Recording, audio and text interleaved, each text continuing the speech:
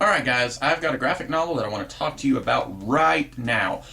Superman Batman, The Search for Kryptonite. This collects issues 44 through 49 of the Superman Batman series, and this story is not very good. I didn't really know what to expect going into this story. The whole thing is Superman and Batman are out palling around and some kryptonite explodes in Superman's face. It was in a place that they really weren't expecting there to be any kryptonite, and so Superman says, I'm sick and tired of all this kryptonite laying around. Batman, will you help me get rid of all of the kryptonite? And Batman says yes, and it's really interesting that Batman says yes, because he's kind of the one person you would think would want to keep onto some kryptonite just in case something happens to Superman. But he says yes because Superman says, if all the kryptonite is gone, then I can do my job better. I can save this planet more if there's no more kryptonite lying around. And Batman seems to be convinced by that. Now, here's the big problem with this story. At the end of it, Superman is telling Batman, he says, there's a lot of people out there who don't want me to get rid of all the kryptonite. They want there to still be kryptonite lying around in case I ever go bad. I had no idea that people thought that way. Yeah, you did, Superman.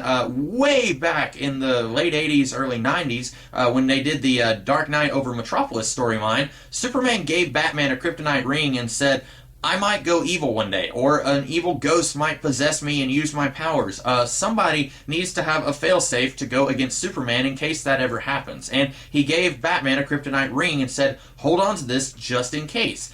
Superman has known for a very long time that there's a good reason why somebody out there needs to have kryptonite as a backup against Superman. And now in this story, he's basically doing exactly the same thing, and they're pretending like that never happened in the first place. He's giving Batman his kryptonite and says, here, hold on to the last piece of kryptonite on the planet because we got rid of everything else. And it doesn't work for a few reasons. Number one, that story has already happened like 15 years before this. And number two, we find out that Batman is kind of being a jerk and he was hoarding some kryptonite of his own and not telling Superman about it. So this whole scene of these two trusting each other is undermined by the fact that Batman is being a paranoid schizophrenic. And I love Batman. I think he's a fantastic character, but he's definitely being paranoid here. He's overly paranoid anyway. And so this whole story is basically these two trying to get rid of all the kryptonite on the planet and then running into opposition everywhere they turn. At one point, they fight Aquaman, who's the new Aquaman from after 1 year later, and I don't know a whole lot about that Aquaman. I've read just a few of the single issues from around that time, but that guy basically, he says, you guys are taking this giant mountain of kryptonite from underwater, I don't want you to do that. And then he's the first one who says, did you ever stop to think that maybe people don't want you to take all the kryptonite away? And then Superman's like, oh, I had no idea, so we're still going to take the kryptonite. And then, if you know, it may sound like I really don't like Superman in this story. Superman's not very likable in this story. He's very stubborn, we are going to take all this kryptonite, I don't care what anyone says. And it just doesn't work. The whole premise of the story really feels very flat because I don't buy that Superman would only at this point in his life say, we are finally going to get rid of all that kryptonite. Why didn't he make this decision the second time that he was ever affected by kryptonite? Why did it take him this long? And then there's that whole bit at the end where he says, you know what, someone needs kryptonite just in case I ever turn into a bad guy, even though he's already made that decision before.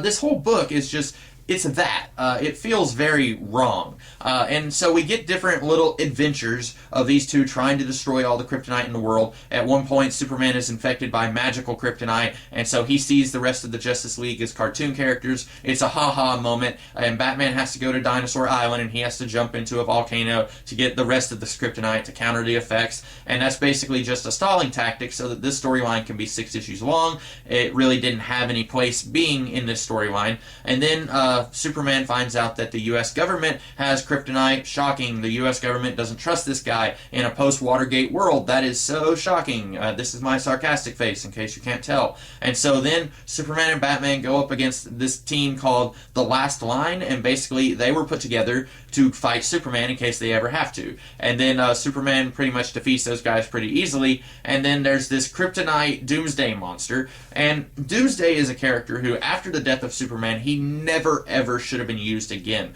Every time he's used, it is not a big deal. After Death of Superman, it's like, oh, Doomsday, okay, we'll defeat him in 2.5 pages. Even though it took an entire story that was this long, and Superman died fighting that guy, now every time they fight him, it's like, oh, let me just punch him real quick, and he's down. And in this case, at least they kind of acknowledge that Doomsday is an unstoppable machine. He is incapable of being stopped. And so, since this particular Doomsday monster actually was formerly a human being, they were able to find a weakness, emotionally speaking. And so, that worked a little bit, but still, if Doomsday, the original Doomsday, was able to kill Superman just with brute force, and this Doomsday has, like, kryptonite shards, like, coming out of his knuckles, I don't think that Superman would have even lasted as long as he did in this book, but that's neither here nor there. Basically, this book is just kind of, I don't want to say it's a mindless action-adventure romp, but it's basically a mindless action-adventure romp, because whenever it tries to say something meaningful, it kind of fails, because that meaningful something has already been said like 15 years earlier, and then it undermines itself completely with the whole idea of these two being friends. I understand that Batman is a pragmatist. Having said that, I don't think that he would be this much of a jerk to Superman. He would at least tell Superman, hey, we're getting rid of all the kryptonite in the world except for what I have in the Batcave, okay? And Superman would be like, okay. I don't think that Batman would have kept that a secret, even though Batman is the kind of guy who keeps lots of secrets, not with Superman. With Superman, he's much more open than he is with, say, The Flash or with Green Lantern. Speaking of which, Firestorm appears earlier in this book, and he's like, hey guys, I found some kryptonite. Here you go. Here it is. And then he's like, can I be part of the Justice League? And they're like, no. And, I don't understand this. Why can't Firestorm just take all the kryptonite in the world and turn it into lead or gold? That's his power. He can transmutate objects into other objects. Why can't he just snap his fingers and boom, all the kryptonite's gone?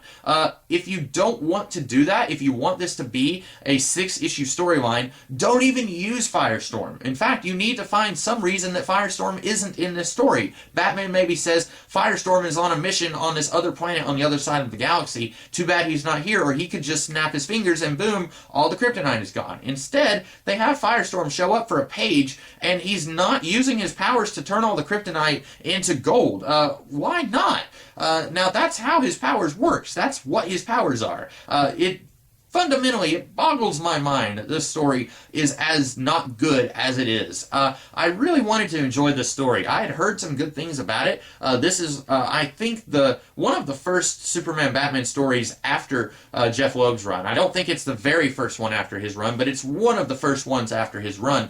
And I was expecting it to be pretty good. I had waited a very long time to get this. I never could find it out in a store somewhere, and I didn't want to pay as much as I would have paid online for it, and I finally found it someday, and I got it, and I was wanting to enjoy the story, but it wasn't very easy to enjoy it. In fact, it was very hard to like it. Unfortunately, I do not recommend Superman Batman The Search for Kryptonite. For several reasons. The story is just flawed on a number of different levels. So that is my thoughts on this story. I hope that you guys liked my review. If you like this book, let me know why in the comments below. I would love to hear you guys talk about why you enjoyed this book, if you did. And if you like this video, be sure to like, share, comment, and subscribe. And I will be back in the future with some other kinds of videos. Later this week, I've got a couple of other videos for you guys. And I've got some other videos next week. So I will see you guys in the future with some other different videos. Have a great rest of the day. Catch you later.